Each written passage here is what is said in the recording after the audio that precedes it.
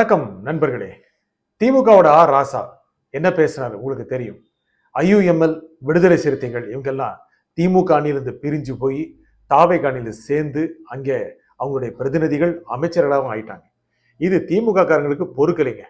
ராசா ரொம்ப கடுமையா எக்ஸ் பதிவு போட்டார். ரொம்ப கடுமையான வார்த்தைகள். ஒரு குறிப்பிட்ட திருமண வாழ்வில் இருந்த போது வேறு ஒரு உறவுக்கும் போகலாமா அப்படிங்கிற மாதிரி போட்டுட்டாரு. நான் அதை சொல்லவே கூச்சமா இருக்கு. அவங்களுக்கு அந்த கூச்சமா இல்லைங்க. என்ன வேணாலும் பேசுறாங்க. அது இணையதளத்துல பொது வெளியில கடுமையான விமர்சனத்துக்கு உள்ளானது. இந்த மாதிரி கூட்டணியில் இருந்தவங்க வேறு கூட்டணிக்கு போறாங்க அப்படின்னா இவ்வளவு மோசமாவா பேசுவாங்க அப்படின்னு நிறைய பேர் கேட்டாங்க. அதெல்லாம் ஒரு பெரிய விஷயம் இல்லைங்க. ஆராசை மிகப்பெரிய பேச்சாளர்.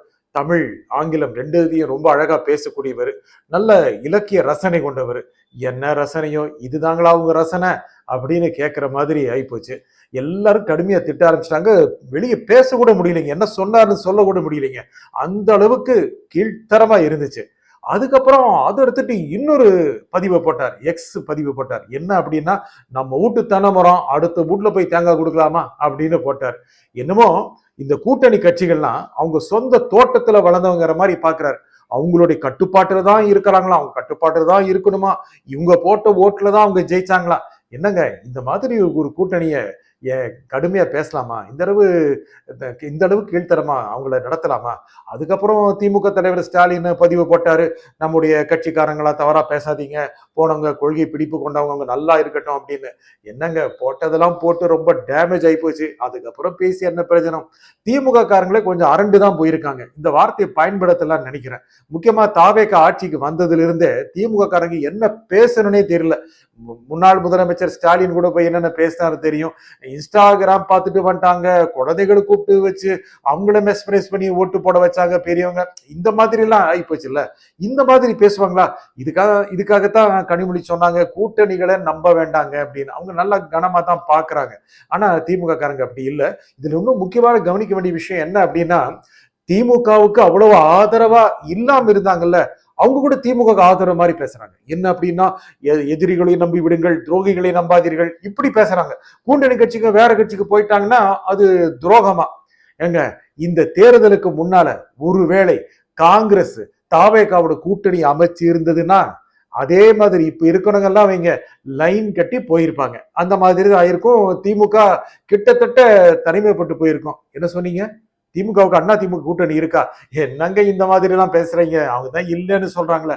என்னது அண்ணா திமுக கூட்டணி வந்துடுமா? என்னங்க இப்படி ஒரு நம்பிக்கையில் இருக்கீங்க? சரி, இப்ப கூட்டணி கட்சிகளும் போயிட்டான்னு சொல்லி இந்த மாதிரி திட்டுறாங்க. யாரு? திமுக ஆதரவா இல்லாதவங்க கூட அந்த அப்படியே அந்த ஒரு அதிகாரமே ஆடி போயிடுச்சு இல்ல, அந்த ஒரு மையமே ஆடி போனதுனால நமக்கு இருக்கிற இடத்துல கூட அதிகார மையம் ஆடி போயிருமோ பயந்தவங்க என்ன பண்றாங்க? திமுக ஆதரவா பேசுறாங்க. அதே மாதிரி திமுகவுக்கு ஆதரவா இருந்தவங்க கூட இந்த திமுக காரங்க இப்படி பேசுறத பார்த்துட்டு கொஞ்சம் கனிவு வந்துருச்சு, கரிசனம் வந்துருச்சு. அவங்க போனவங்க மேல, அதாவது ஐயுஎம்எல் அப்புறம் விசிகா இங்களுடைய எம்எல்ஏக்கள் மேல கொஞ்சம் கரிசனம் வந்துருச்சு. என்னங்க எப்போதாங்க இந்த மாதிரி தமிழ்நாட்டுல 8 பட்டியலின சமூகத்தை சேர்ந்தவர்கள் அமைச்சர்கள் ஆகியிருக்காங்க? எப்போ ஆயிருக்கு? இந்தியன் யூனியன் முஸ்லீம் லீக் எப்பாவது அமைச்சராக முடியுமா? ஆயிட்டாங்கல்ல. இதெல்லாம் பாசிட்டிவா பாருங்க. இப்போதாங்க ஆட்சிக்கு வந்திருக்கிறாரு திரு விஜய், முதலமைச்சர் ஆயிருக்கிறாரு. எப்படி ஆட்சி பண்றாருங்கிறத பொறுத்திருந்து பாருங்க. மக்கள் அவங்களுக்கு 108 சீட் கொடுத்திருக்காங்க. ஆமா, நிச்சயமா 118 கொடுக்கல, 108 கொடுத்திருக்காங்க. அவங்க தானே தனிப்பெரும் கட்சி, அவங்களுக்கு தானே மக்களுடைய ஆணை, அவங்களுக்கு தானே மேண்டேட் இருக்கு. அவங்கள ஆள விடுங்க. ஆனா விடுவீங்களா நீங்க? நாங்க என்ன சொல்லிட்டு இருக்கீங்க? இங்க கடன் வாங்கி போனார்கள் அவர்கள். யாரு? இந்த கூட்டணி கட்சியில கடன் வாங்கி ஆட்சி அமைச்சிருக்காங்க. இந்த மாதிரி எல்லாம் பேசினாங்க. இந்த மாதிரி எல்லாம் பேசினாங்க. உதயநிதி ஸ்டாலினே பேசினார். அவர் தான் ரொம்ப கலங்கி போயிட்டாரு. இவங்க எப்போ நகர்றது, நாங்க இப்போ முதலமைச்சர் ஆகிறது அப்படின்னு நினைக்கிறார். ஏன்னா எம்ஜிஆர் ஆட்சிக்கு வந்தவன 10 வருஷம் நகர்த்த முடியல. அந்த மாதிரி தான் விஜய்க்கு இருக்குமோ அப்படின்னு நினைக்கிறாரு. அந்த மாதிரி நினைக்கிறாங்க. இந்த மாதிரி ஒரு கஷ்டகாலம் எல்லாத்துக்குமே இருக்கு. ஆனா உண்மை நிலவரம் என்ன? அவங்க ஒரு மாற்று சக்தியா இருந்தாங்க. மக்கள் மாற்றத்தை விரும்பினாங்க. மாற்றம் அப்படின்னா ஏதோ அவங்க தெருவுல இன்னும் புதுசா குண்டு குடி இருக்காது அப்படி அர்த்தம் இல்ல. அவங்களுடைய மாத வருமானம் அதிகமாயிரும் அப்படின்னு இல்ல. இந்த மாதிரி இல்ல. முதல்ல மக்களுக்கு தன்மானத்தோட வாழ முடியுதா? அரசு நிறுவனங்களுக்கு, அரசுடைய அலுவலகங்கள் போகும்போது அவங்களுக்கு மரியாதையா நடத்தப்படுறாங்களா எப்படின்னு பாக்குறாங்க. அதே மாதிரி எம்எல்ஏக்கள், அந்த ஊரு கவுன்சிலர்கள் இவங்கெல்லாம் எப்படி நடக்கிறாங்க அப்படின்னு பாக்குறாங்க. காசு கொடுத்து ஓட்டு வாங்கிட முடியும் அப்படின்னு அரசியல்வாதிகளே நம்பாதீங்க அப்படின்னு திரு விஜயோட வெற்றி மக்களுக்கு காட்டியிருக்கு, இந்தியாவுக்கே காட்டியிருக்கு. இனிமேல் பணத்தை கொடுக்க முடியாத, கொடுத்தாலும் ஓட்டு போட மாட்டாங்களோ இப்படிங்கிற எண்ணத்திற்கு அவங்க எல்லாம் வந்துட்டாங்க. இதெல்லாம் தான் என்ன ஆயிருக்கு அப்படின்னா, இந்த திமுக காரங்களுக்கு ரொம்ப ஒரு கலக்கத்தை கொடுத்திருக்கு. சில பேர் என்ன பண்றாங்க, தலைவா கலகாதீங்க, 25 பேர் அண்ணா திமுக இருந்து இந்த திரு விஜய் அரசுக்கு ஆதரவா சட்டப்பேரவையில வாக்களிச்சாங்கன்னா அவங்க சீட் எல்லாம் போயிடும். அதுக்கப்புறம் இன்னும் ஒரு சீட் இருக்கு, திரு விஜய் காலி பண்ற திருச்சி கிழக்கு. அப்புறம் அதுல போட்டியிடலாம், நமக்கு தான் அதிமுக கூட்டணி இருக்க, 26 ஜெயிக்கிறோம், ஆட்சிக்கு வர்றோம். இப்படி பேசுறாங்க. அப்படியே திமுகவுடைய அப்படி ஒரு கீழ்மட்ட தொண்டர்களா இருக்கிறவங்க, வெறி பிடித்தவர்கள் என்ன சொல்றாங்க, கவலைப்படாதீங்க தலைவா, அண்ணா திமுக இருக்குன்னு சொல்றாங்க. இதை விட அவமானம் என்னங்க வேணும்? ராசா சொன்னதை விட இது அவமானமா இருக்குங்களே.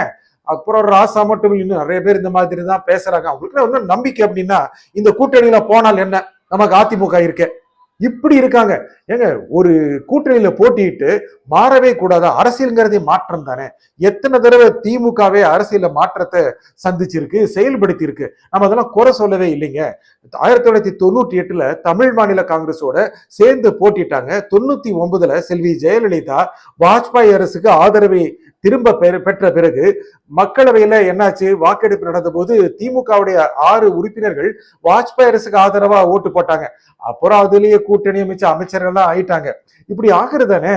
இப்போ சொல்ற பாருங்க, எதிர்காலத்துல ரொம்ப பக்கத்திலேயே திமுக பாஜக உறவு வராதுன்னு சொல்ல முடியாதுங்க. வந்தாலும் தப்பு இல்லைங்க. என்ன தப்பு இருக்கு? அவங்களுடைய கொள்கைகள் இணங்கி போகும், நம்ம கொள்கைக்கு ஏற்ற மாதிரி வரும். அப்புறம் சிஎம்பி சொல்கின்ற காமன் மினிமம் ப்ரோக்ராம் போடுவாங்க. இதெல்லாம் இருந்து செயல்பட்டாங்கன்னா எல்லா அரசியல் கட்சியுமே இந்த அரசியல் தளத்துல செயல்பட முடியும். திமுக அண்ணா திமுக கூட்டணி வந்துடும் அப்படின்னு எப்பவோ பேசினாங்க. எப்போ, ஒரு 15 நாள் முன்னால. இப்பவும் பேசிட்டு இருக்காங்க, இனிமேலும் பேசுவாங்க.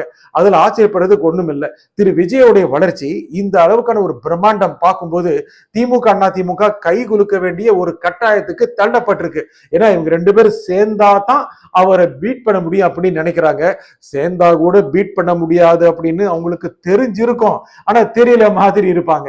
தேர்தலை சந்திப்போம், ஜெயிச்சிருவோம், நம்ம எத்தனை பேர் வர்றோங்கிறது முக்கியம்னு பார்ப்பாங்க. இதுல என்ன தெரியுமா, 25 பேர் அண்ணா திமுக காரங்க சில பேர் போயிட்டாங்க அப்படின்னா அது அண்ணா திமுக சீட்டு. திமுக மட்டும் சும்மா வருமா? அவங்களுக்கு 2 சீட்டு கேட்க மாட்டாங்களா? தமிழ்நாடு பார்த்து சிரிக்காதாங்க. 2 முனையில இருந்தவங்க ஒரு தனி மனிதனை பீட் செய்ய வேண்டும், வீழ்த்த வேண்டும் என்பதற்காக இணங்கிட்டாங்க அப்படின்னா மக்கள் சிரிக்க மாட்டாங்களா? சரி, போனாங்க, இந்திய யூனியன் முஸ்லீம் லீக் போனாங்க, அவங்களுக்கு ஒரு அமைச்சர் பதவி கிடைச்சிருச்சு. அப்புறம் விடுதலை சிறுத்தைகள் ரொம்ப தயங்கி தான் போனாங்க. ஆதரவு கடிதம் கொடுக்கறதுக்கே அவ்வளவு தயக்கம். அதுக்கப்புறம் பார்த்தா உள்ள சேர போறாங்களா இல்லையாங்கிறதுக்கு அவ்வளவு மிரட்டல் வேற. அண்ணா திமுக வராது என்று தெரிகிறது, இப்படி எல்லாம் பேச்சு. அண்ணா திமுக வராதுன்னு எப்படிங்க தெரியும்? அங்க என்ன நடக்குது நமக்கு தெரியாதுல்ல. எது வேண்டுமானாலும் நடக்கலாம் அரசியலில். கொஞ்சம் நாவடக்கம் தேவை. இதுதான் எல்லோருக்கும் அவசியமாக இருக்கிறது. நன்றி, வணக்கம்.